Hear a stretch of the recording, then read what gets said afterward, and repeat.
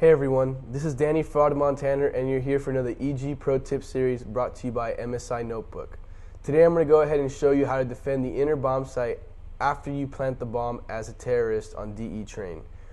There's many positions that you can hold and many situations that you can put yourself into, whether it be possibly baiting your teammates, going aggressive, or staying passive. There's many things that you can do, and obviously being able to be as effective as possible, and the key thing is making your teammates stronger and your inner defense stronger too after the bomb plant is done. But right now, I'm going to go ahead and take you in-game with my G Series notebook from MSI. I'm going to go ahead and show you some of the many positions that you can hold after the bomb is planted in inner. Basically, to give you a brief explanation while I'm running over there, is you want to do your very best to protect your teammates while they're planting the bomb. The main reason for this is because if there's a smoke grenade thrown somewhere in lower, you can get in many positions such as this, where you can see under the smoke grenade, or cut off basically the whole 3 train, or cover the Z hall. This is very good because once you are able to cut off this, you're able to cut off the rotators that are coming into the inner bomb site quickly. You want to make sure that if anyone's going to rotate towards the inner bomb site, they're going to go from all the way back there because it takes them a lot longer time to run over there. This allows for your teammates to not only get in better positions, but also possibly advance further into the bomb site to be able to be in more effective positions rather than the more common positions such as like back pop or back surf train. Obviously, this is one of the main starting positions that you can do, and obviously holding angles like this is very good too, but you want to make sure that you're basically hidden from top, because if you're holding an angle too far back, you can get peeked from top and die. So this is another good spot to hold up against this pole, because you can cut off players that are running towards the 2 train to sneak up into the inner bomb site, as well as the fact that you're protected from upper, so you don't have to worry about any other position except the one that you're scoped in. It's very effective and something that you really want to do because of the fact that your job is to cover these lanes and clear some of these trains while your teammates push up.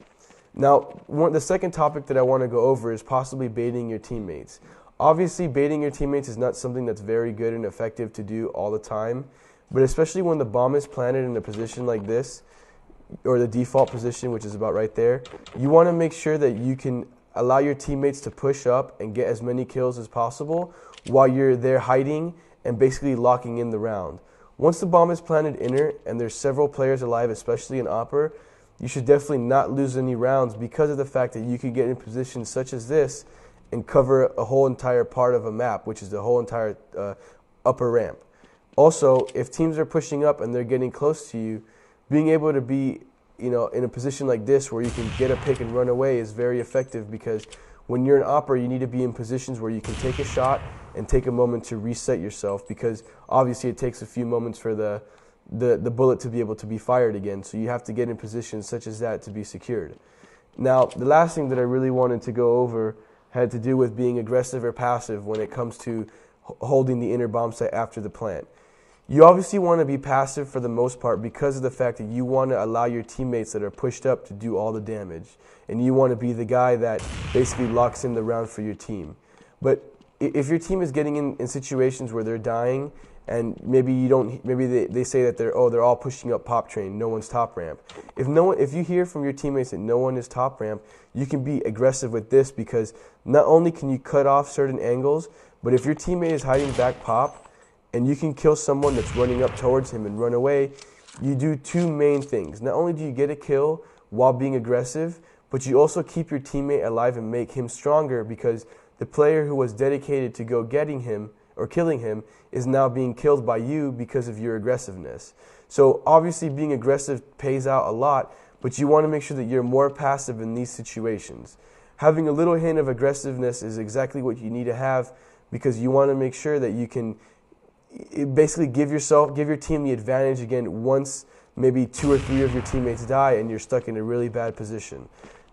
Being able to do that is extremely powerful, because once you get a pick and help your teammate out to stay alive, you can either come back to the lower ramp or you can stay in the upper ramp, and basically when a team is trying to defuse the bomb, they're going to have to take a guess. They're going to either have to take a gamble whether you're going to come from top or come from bottom. Obviously it's a 50-50, but normally it favors the opper because of the fact that all you have to do is peek and kill the person that is maybe covering the person that's defusing the bomb. Because after you kill the person covering him, you can easily take your time and scope and kill the guy that's defusing the bomb. Obviously, if you see the guy who's defusing takes his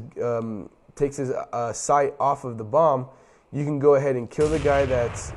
covering him and then run away, because now you know that you put the pressure on the guy that's trying to defuse, because he has to run down. He either has to run after you and try to kill you, or he has to run down and tap the bomb again to force you to peek. And when you're in that situation, you can go ahead and walk, whether it be top or low or all over again, because you can go ahead and be deceptive in what you're trying to do by being in a position such as this.